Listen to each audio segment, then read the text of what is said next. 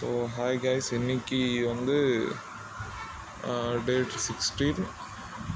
So நேற்று நடந்ததுன்னு நான் ரீகால் பண்ணுறேன். நேற்று காலையில் கிளம்புறதுக்கு 8:20 கிட்ட ஆகிடுச்சு. அதுக்கப்புறம் பார்சல் வாங்கிட்டு போய் கொடுக்க சொன்னாங்க. அதை போய் மாமா கிட்ட கொடுத்துட்டு, மாமா என்ன சொன்னாங்க, ஒரு 1 இயர் அது மாதிரி வேலை பார்த்துட்டு வேறு ஏதாச்சும் டீச்சிங் அது மாதிரி ஏதாவது போகிறதுக்கு ட்ரை பண்ணேன். ஏன்னா இங்கே அந்தளவுக்கு உனக்கு சேல்ரி ஹைக் இருக்குமான்னு தெரியல அப்படின்னு சொன்னார். ஸோ அதான், இங்கே உள்ள சேல்ரி வந்து 40,000னா அதே தான் இருக்கும், பட் பர்மனெண்ட் ஒர்க் மாதிரி தான் இருக்கும், பாரு அப்படின்னு சொல்லிட்டு மாமா சொன்னார். ஸோ அது ஓகே, ஒரு நல்ல ஐடியா தான். ஒரு 2 இயர்ஸ் கிட்ட ஒர்க் பண்ணிவிட்டு, இல்லைனா இப்போ இந்த யூஜிசி நெட் எக்ஸாம் கிளியர் பண்ணுற வரைக்கும் இதில் ஒர்க் பண்ணிவிட்டு அதுக்கப்புறமா ஜிஆர்எஃப்பில் போய் செலக்ட் ஆகணும். ஜிஆர்எஃப்பில் செலக்ட் ஆகிட்டால் போதும், வேறு ஏதாச்சும் ஸ்டேபிளாக ஏதாச்சும் போயிடலாம் அப்படியே. ஸோ அதை முடிச்சுட்டு அங்கே போனேன். ஆஃபீஸுக்கு கரெக்டாக 9:35 என்னமோ உள்ளே போனேன். அப்புறம் 2 பேர் இருந்தாங்க. நான் வணக்கம் கூட வைக்கல, நேராக போய்ட்டு முகிலுக்கு வணக்கத்தை போட்டு, என்ன பண்ணி போகிறோமான்னு கேட்டு, இன்றைக்கி பார்ப்போம் சார் தான் சொல்லணும்னு சொன்னார். சரி, அப்புறம் போய் உட்காந்துட்டு நம்ம ப்ராஜெக்ட் ஆரம்பிப்போம்னு சொல்லி அதை பண்ணிட்டுருந்தேன். அப்புறம் ஸ்நாக்ஸ் வீட்டிலேருந்து வாங்கிட்டு போனேன்.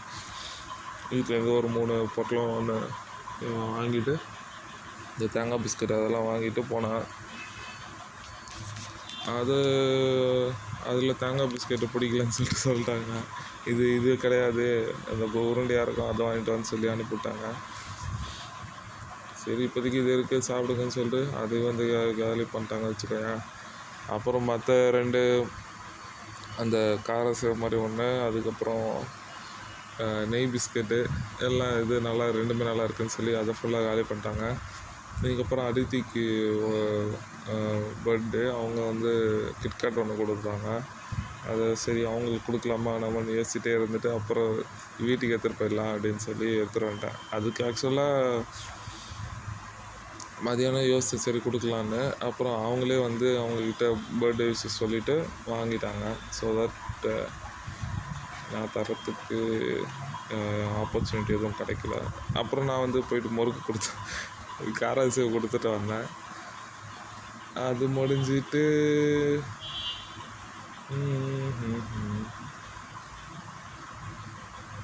அதை முடிச்சுட்டு அங்கிட்டு இங்கிட்ட தெரிஞ்சுட்டு அப்புறம் லஞ்சுக்கு போனோம். லஞ்சில் இவங்க பின்னாடி இவங்க கூட தான் போனேன். அப்புறம் பார்த்தேன் இந்த ஆண்டி திவ்யா மேம் கூட தான் போனேன். அப்புறம் இவங்கள பார்த்தோன்னே இவங்க கூட உட்காந்துட்டு நிறைய பேசிகிட்டு இருந்தோம். அவங்களுக்கு நிறைய ட்ராவல் பண்ண பிடிக்குமா, இன்றைக்கி அம்மா சாப்பாடு தானே அப்படின்னு கேட்டாங்க.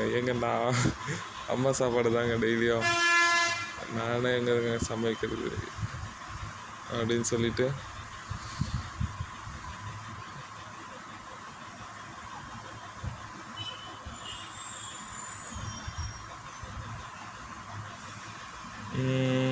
அவங்க ட்ராவல் நிறைய பண்ணுவாங்களா, இது வரைக்கும் 3 கான்சர்ட் போயிருக்காங்களாம்.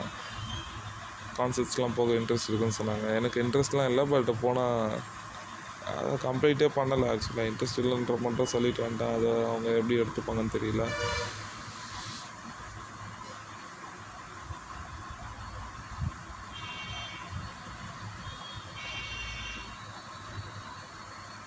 அதுக்கப்புறம் காலேஜில் 2 இது நடந்தது, அக்னி அதெல்லாம் பற்றி சொன்னேன். 2 கான்சர்ட் நடந்துச்சு, அது மட்டும் போயிருக்கேன் அப்படின்னா.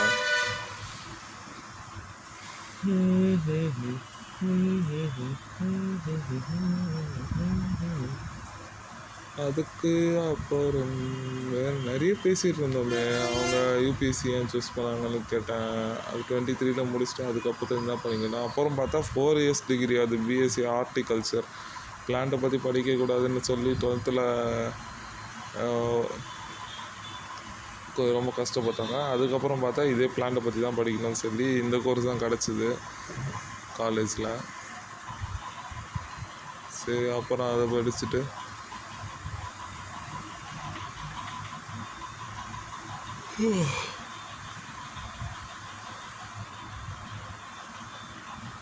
உங்கள் ஃப்ரெண்ட்ஸில் என்ன பண்ணுறாங்கன்னு கேட்டால் எல்லோரும் ஒர்க்கு போகிறாங்க, சில பேர் படிச்சுட்ருக்காங்கன்னு சொன்னாங்க. சரி, அதுக்கு அவங்க அப்புறம் அண்ணா நகர் பக்கம் வந்தீங்கன்னா வாங்க பார்க்கலாம் அப்படின்னு மீட் பண்ணலாம் சொன்னாங்க. ஓகேன்னு சொன்னேன்.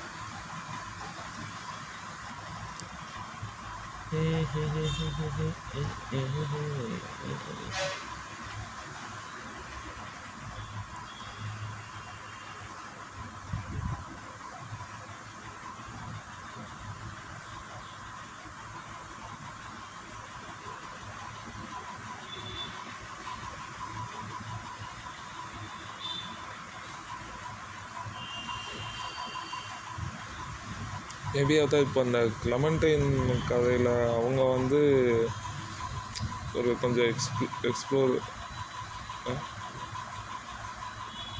எக்ஸ்ப்ளோசிவாக இல்லை, அது பேர் என்னது,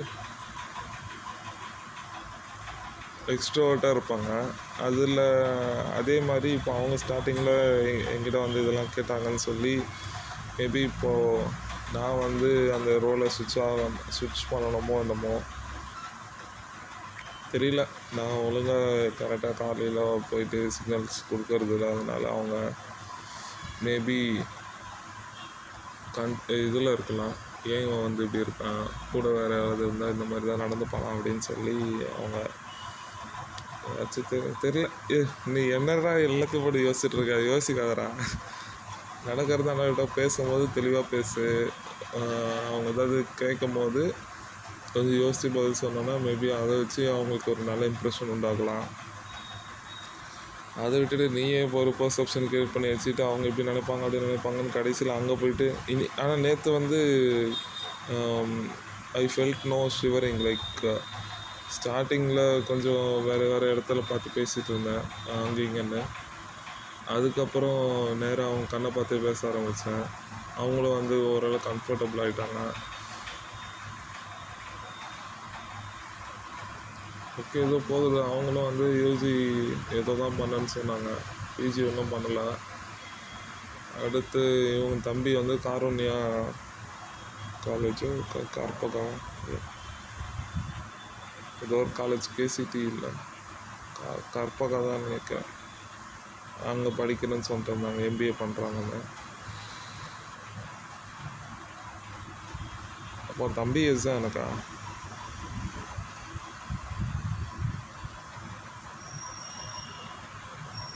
அதெல்லாம் எதுக்கு விடு.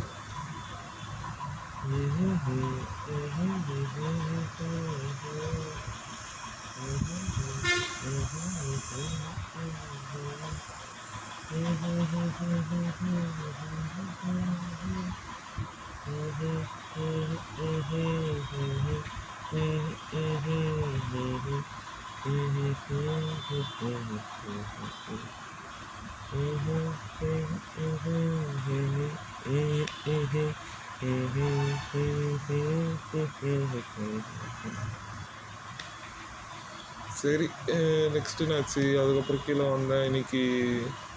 அதுக்கப்புறம் வேலையை பார்த்துட்டு இருந்தேன். அப்புறம் வந்து கேக் வெட்டினாங்க. கேக்கு வெட்டிட்டு அப்போ வந்து முக்கில் சொன்னேன் இன்றைக்கி இருக்குன்னு. சரி, இன்றைக்கி ட்ராக் எடுத்துடலாம், பரவாயில்லவா அப்படின்னு சொல்லி கூப்பிட்டு போனாங்க.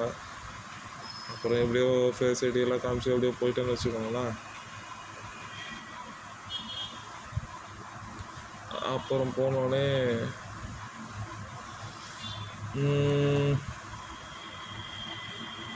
ஒர்க் அவுட்லாம் பண்ணுறதாங்க, ஃபிட்னஸ் கிளாஸ் ஒர்க் அவுட்டு. அது வந்து 4 minutes ஒரு 3 செட் கிட்ட பண்ணாங்க, நல்லா இருந்துச்சு.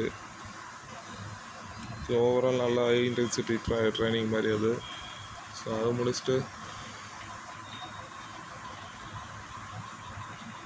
வந்து கீழே வந்து பார்த்தா இவங்க எங்கேயோ போயிட்டு இருந்தாங்க.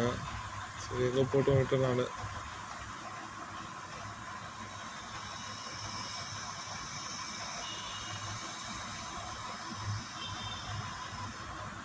அப்புறம் நடுவில் இவங்க வேறு கேட்டாங்க, திவ்யா மேம் வேறு கேட்டாங்க, நீ அங்கே போய் உட்காந்தியா அப்படின்னு. ஆமாம் மேம் என்ன, அவங்களுக்கு எப்படி ஒன்று தெரியும் அப்படின்னு கேட்டாங்க. 3 நாளாக பேசிகிட்டு இருக்கேன் அப்படின்னு. ஓகே ஷேர்லாம் பண்ணிக்கினீங்க? ஆமாம், இருந்தது கொடுத்தோம் அப்படின்னு. சரி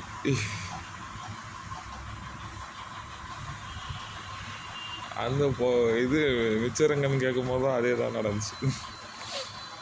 காலின்னு சொல்லிட்டேன்.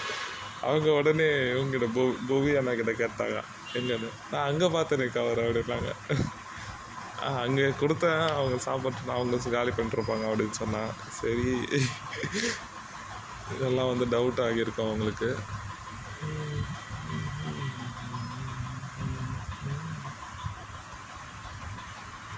அதுக்கப்புறம் சரி முடிச்சுட்டு கிளம்பும்போது சார்கிட்ட போய் பேசினேன். அப்போ அவர் என்ன சொன்னார், நாளைக்கு காலைல ஒரு 8 மணிக்கா போய் பாருங்கள், பார்த்துட்டு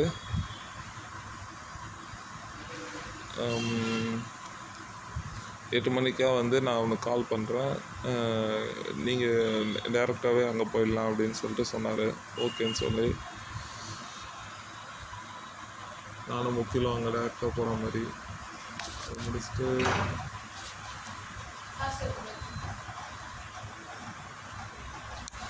ஓகே. அதுக்கப்புறம் என்னாச்சு, கிளம்பி வந்துட்டேன். வரும்போது ஒரே ஒருத்தன் இங்கே மாதவரத்தில் ஒரே ஒருத்தன் ஏறினா ரேப்பிடோவில். அது வரைக்கும் சும்மாவே வந்தேன். அம்மாவை பார்த்து பஸ்ஸில் வரேன்னு சொன்னாங்க, பஸ்ஸில் லேட்டாக வந்தாங்க. அதுக்கப்புறம் வந்துட்டு அவ்வளோதான், மேலே போய் படுத்துருந்தேன், முடிஞ்சு. அதுக்கப்புறம் நாங்கள் வீட்டுக்கு வந்துட்டு கொத்து பரோட்டா அப்பா வாங்கி கொடுத்தாரு, அதை சாப்பிட்டேன், நல்லா இருந்துச்சு. அப்புறம் மேலே போய் படுத்துட்டு நிதிஷ்க்கு கோகுலுக்கு 2 பேரும் கால் பண்ணி பேசிகிட்டு இருந்தேன். அவ்வளோதான், பை.